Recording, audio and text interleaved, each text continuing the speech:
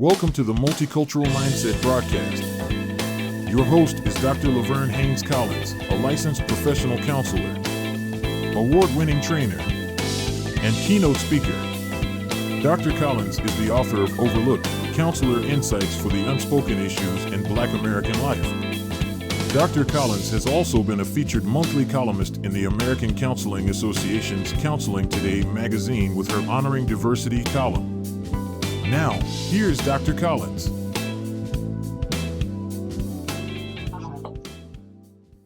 Hello, everyone, and welcome to another episode of the Multicultural Mindset, where we explore the topics of race, faith, culture, and trauma as it's relating to the mental health of Black and Brown Americans. I'm your host, Dr. Laverne Hanes Collins, and I'm so glad that you've decided to join in for today's podcast.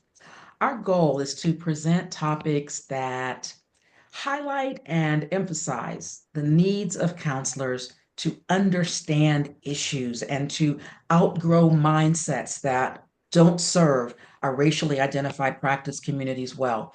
So, outgrow is a key word. I want you to outgrow anything that you've been taught that blames black and brown communities for problems that are actually caused by racism. I want you to outgrow um, any ways that suggest that Black and Brown people need to be, remedied or fixed. Instead of us fixing the prevailing ideologies and systems that we have operated under or we were taught in graduate school. Then I want to help you to outgrow the biased mental health deficit based approaches to working with Black and Brown people and Black and Brown life and Black and Brown culture. And instead, I want to help you grow into a multicultural mindset that makes your counseling culturally attuned for a diverse range of cultures and backgrounds. So today, we're going to turn our attention to young people. And I'm excited about this conversation. We're going to talk about multicultural counseling in schools, specifically addressing the mental health needs and disparities among students of diverse backgrounds and the role of school counselors in promoting equity and inclusivity. So I want to thank my guests today, Lisa Gooden and Kimberly Lilly. They are both licensed counselors and they both have backgrounds in school counseling. Now, school counseling is nothing I've not ever done that, but both of these ladies are veterans and they're joining me as my special guest today. So, Lisa and Kim, thank you for being here today.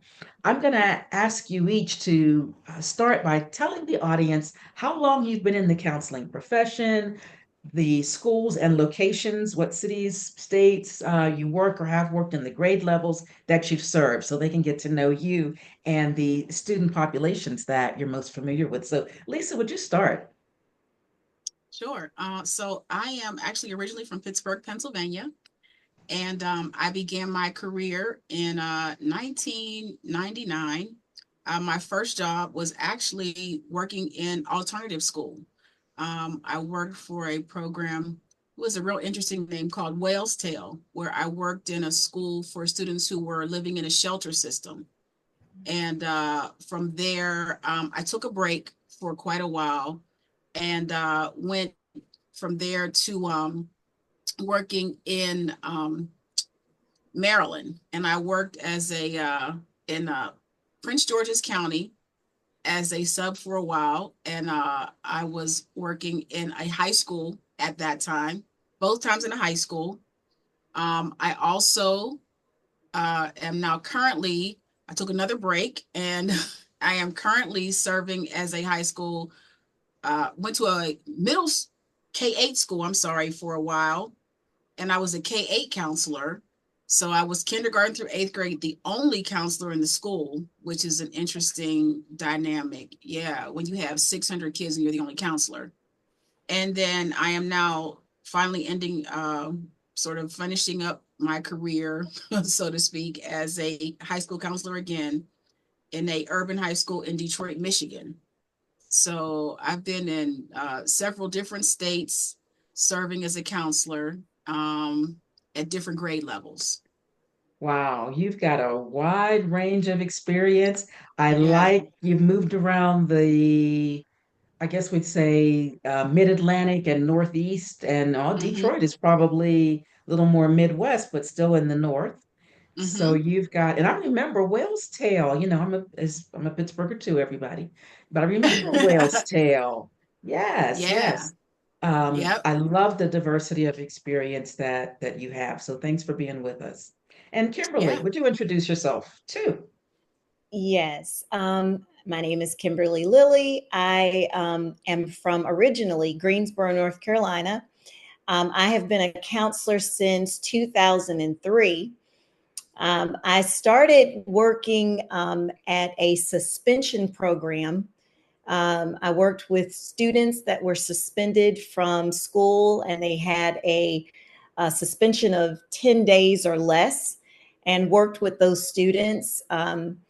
Also, after that, left there and went to South Carolina. And in South Carolina, I worked at an alternative school with students that were receiving special education. And from there, went to a K-12 school. It was a charter school, and worked with kindergarten through 12th grade as a school counselor. Left South Carolina, went to South Florida, and worked at a high school, ninth through 12th grade, and then also left there and went to an elementary school. So a wide range of experience as it relates to school counseling. And currently, I am in private practice, and I see adults. I'll see children. I just have a mixed caseload of ages. Mm-hmm. Wow. Once again, the range of diverse experiences that you've had in terms of types of schools and grade levels is just going to be amazing to hear from you. And most of your experience has been south of the Mason-Dixon line, where Elise has been north of Mason-Dixon. And I think that's important. When I was thinking about this particular broadcast, I wanted representation from northern schools and southern schools because I know there's a difference. Or maybe there isn't, but I suspect there are some differences. And I want to talk about those. So as we have this dialogue today, just thank you in advance for sharing out of the abundance of your knowledge and your experience. So let me ask this question for you first. What unique mental health challenges do you find that Black and Hispanic students face in urban schools? And how do systemic inequalities in education contribute to those challenges? So it's a two-part question. What are the challenges, and what's the role of systemic inequalities in education regarding those challenges? So, Kim, would you like to start this time? Okay. Um, I was thinking about the limited school-based mental health services. Um, Oftentimes there's this there's lack of um, the counselors, the psychologists, the social workers, and especially those that look like the students. There's a trust issue, and so students often want someone that looks like them, that they feel like they can relate to. And often in these school settings, there's that lack there is one of the things I see. The economic differences, financial challenges, things that you also see when it comes to the mental health care. Um, Underfunded schools. Now, the schools that I have been in, I wouldn't necessarily say underfunded, um, but maybe programming that does not is not supportive of these students. Mhm. It's that lack of programming, lack of support. That's what I'm seeing as it relates to some of the I guess the disparities. Wow. Mhm. That I hadn't thought of, the fact that there can be under programming. Mhm. That is, and in some cases related to underfunding, but you're saying that even where there's funding, there can still be under programming. Mhm. Yeah. Absolutely. For example, in one of the schools I was in, there were all kinds of programming for different students, but there was not a Black student union. I mean, like a Black student, I think that's what it was called, a Black student union, of kids being able to come together and do activities. You had that in for other groups, but Mm, it was missing. So mm, these students were kind of separated and did not have that gathering, that place of gathering. And I think it came from a fear of what would happen if they came together, right? It was mm. almost like a fear of well, this could be problematic, instead of seeing how purposeful and how healing it could have been. So That's that was a real frustration. And even when we went to administration to have it, there was a lot of pushback. Mhm.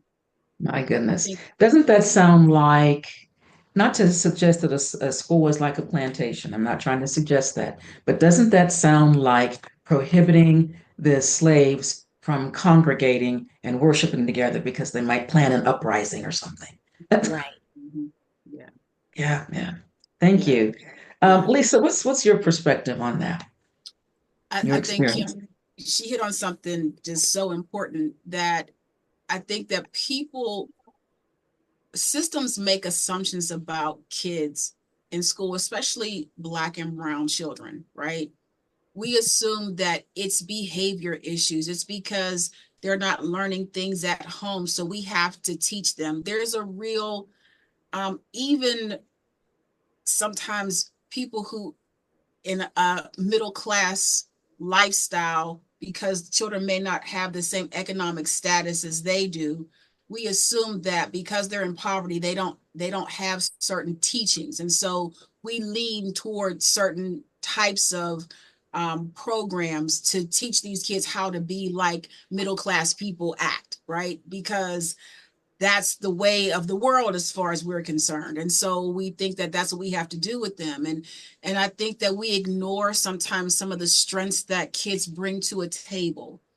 And when Mm, you ask sort of what are some of the things that you see, I think we forget, for some of these kids, anxiety and depression are very real things that they experience, but those are real mental health conditions that become ignored because of how they present themselves in a school setting. So kids act out in ways that are considered behavior problems, so they get disciplined versus being helped. People don't want to talk about what's going on with you, they want to talk about what's wrong with you. And I think kids are so used to being talked at and not really listened to that they stop talking, and they just assume, I know what's going to happen, I know how this is going to play out, mm, so let me just go ahead and accept my punishment and move on. Do what you're going mm, to do. I'm done with talking to people, because going back to Kim's word, trust doesn't exist. Mhm. mm. Mhm.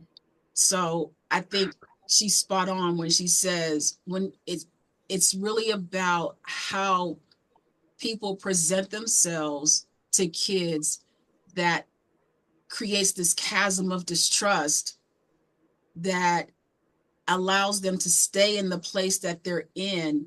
And those that are true mental health conditions, they continue to have them, and they persist through high school when, because no one truly addresses the need, the core issue. They're only addressing what they consider to be the behavior. Mhm. And the behavior leads to labeling and misunderstanding. Right. The behavior leads, as you both alluded to, it leads to corrective more than supportive.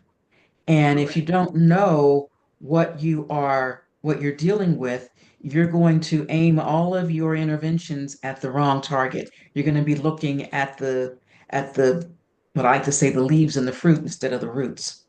That's right. That's right. That's right. Mhm. We Yeah, work out we the low hanging. We look at what we see and not what we really see, what is actually happening underneath. what's underlying. Yeah, thank you both for that. And then when we look at the Mhm. systematic inequities, like built in, there's the difference in expectations, right? So, like one group of kids can get away with certain behavior, and other kids are looked at differently. So it's a group of kids walking down the hall. What are you all getting into? What are you doing? Instead of another group of kids could be walking down the hall and it's like, oh, they're just socializing and having a good time. Um, I think it's built in, and the discipline is different. The response, the harshness, the tone. You know, one of the things that I truly believe is that love opens the door to truth. Well, if you try to give me truth and not love, I'm going to be pretty defensive. But Mm-hmm. if I know that you love me, then I'm going to receive the truth that you have for me. And Mm-hmm. so I think what I've seen in the school system is I want to tell you something, but I don't even feel like you love me. I don't even feel like you care about Mm, me. Kids are relational. They're Mm-hmm. relational. They want to have a relationship with you.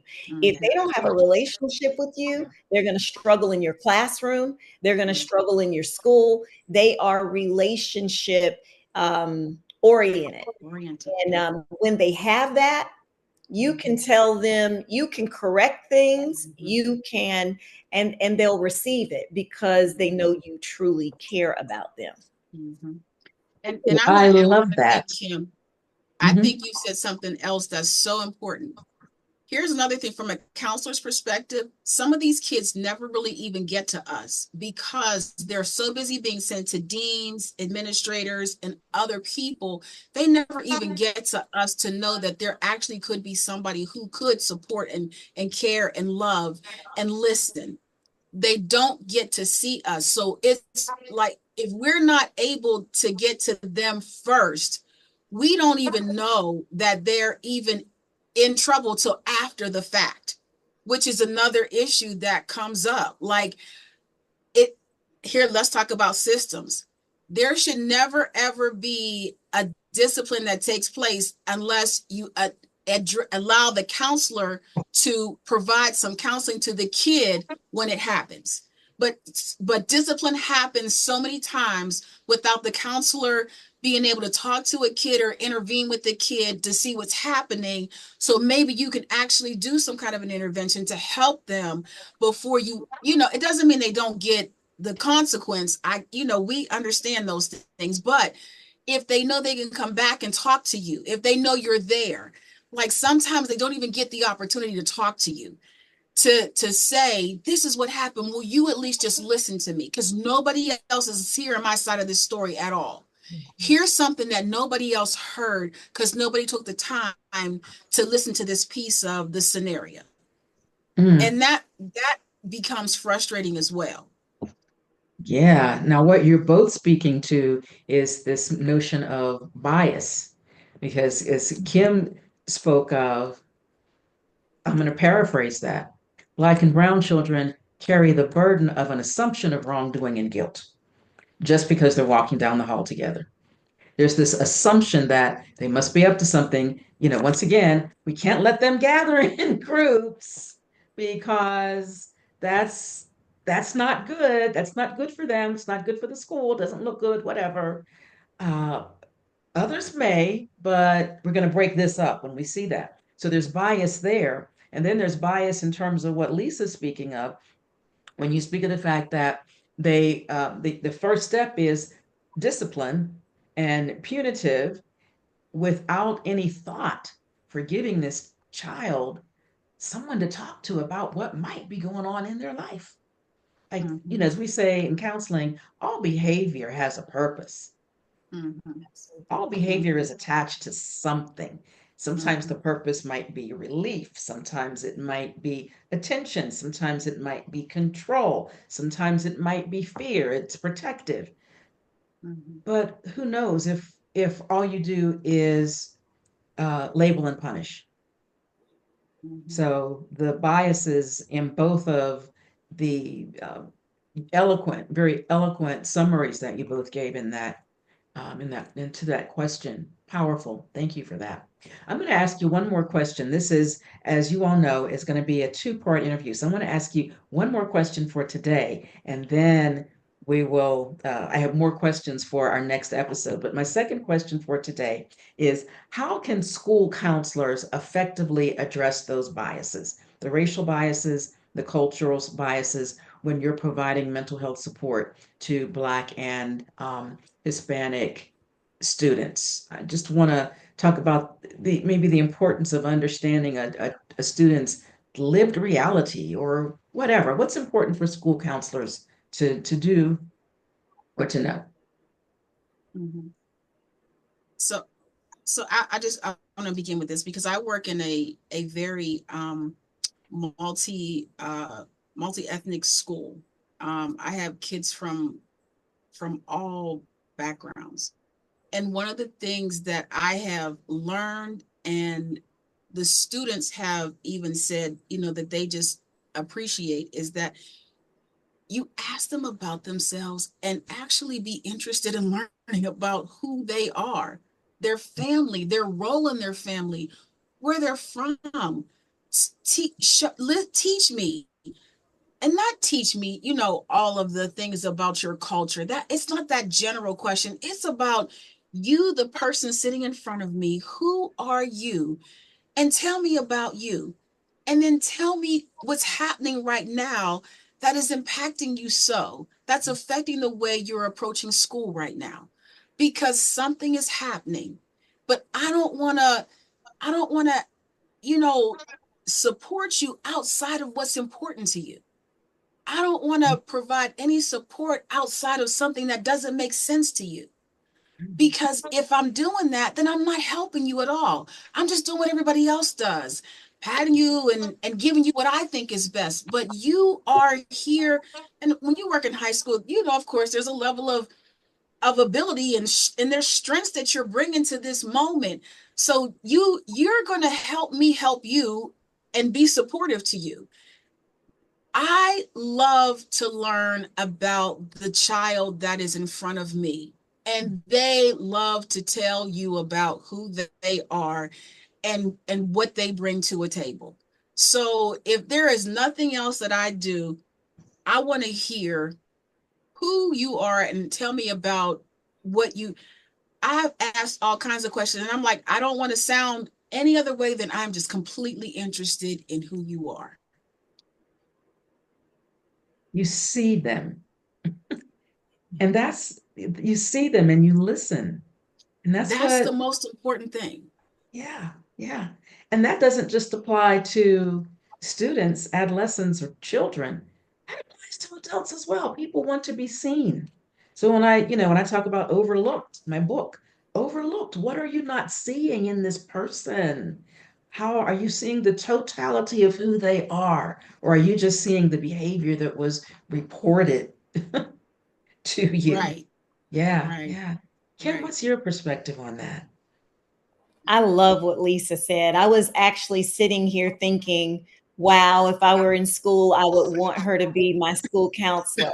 Um, you know, that's exactly what I would say. One, I think you have to make sure you recognize that we are all different. So even as a Black woman, um, I can't assume that my Black experience is the same Black experience for the Black child in front of me.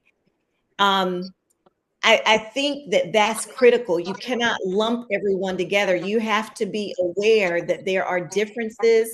There are things that are so unique to that individual, to their family.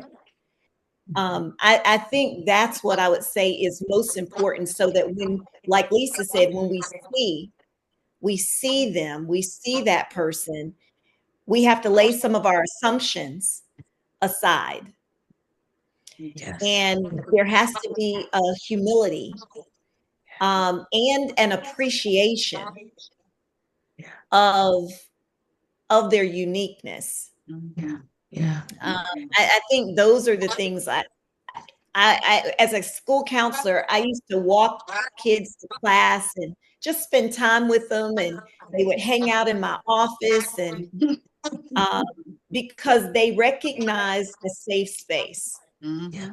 They Yes. recognized the space where they were valued, Yeah. seen, heard, understood, and celebrated.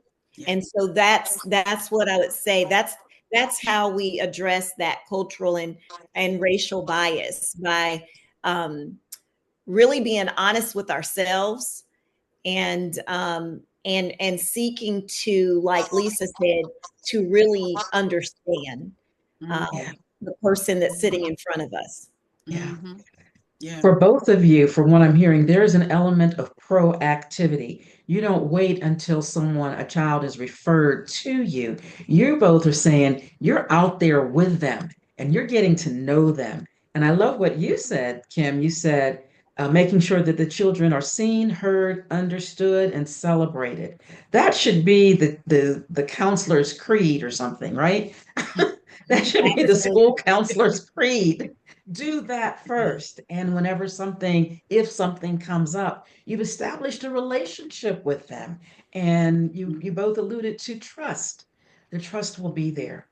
This is an amazing conversation, and we're going to just put it on pause because we'll have part two of this conversation in our next episode. And I know if you are watching, you are excited. You're probably sad that this is the end of the episode, but I want you to tune back in for our next episode next week. I thank you today, Kim and Lisa, for being with us, but I know there's more, so we're going to come back and let you share even more out of the wealth of your experiences. So to everyone who's tuned in, if you work as a mental health professional, especially if you work in schools or with children and adolescents, I hope this episode will really encourage you to look deeper into your work, into your practice. I hope this will help you challenge your own assumptions and develop a truly inclusive approach to your work as a counselor. And if you're not a counselor, I hope you'll also look deeper into life and explore where you've been uh, operating out of certain assumptions or biases.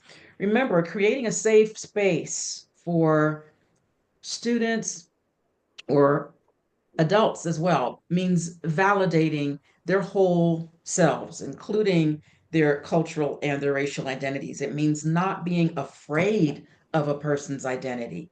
And let's continue this journey toward cultural awareness and cultural responsiveness and cultural humility. Let's continue this journey together, one step at a time. And by the way, if you have not purchased my book yet, the title is Overlooked: Counselor Insights for the Unspoken Issues in Black American Life. It's available on Amazon and everywhere that most books are sold online. Lisa and Kim, thank you again. I can't wait for part two. To our audience, as always, if you've enjoyed today's episode, make sure to subscribe and leave a review. Share it with others who might benefit. If you can, whatever platform you're watching, if you can like it, love it, thumbs up it, whatever, do that. But and also sign up for notifications of future podcasts. This is Laverne Hanes Collins. I'm signing off, and until next time, keep practicing with empathy, humility, and a multicultural mindset. Thanks for watching.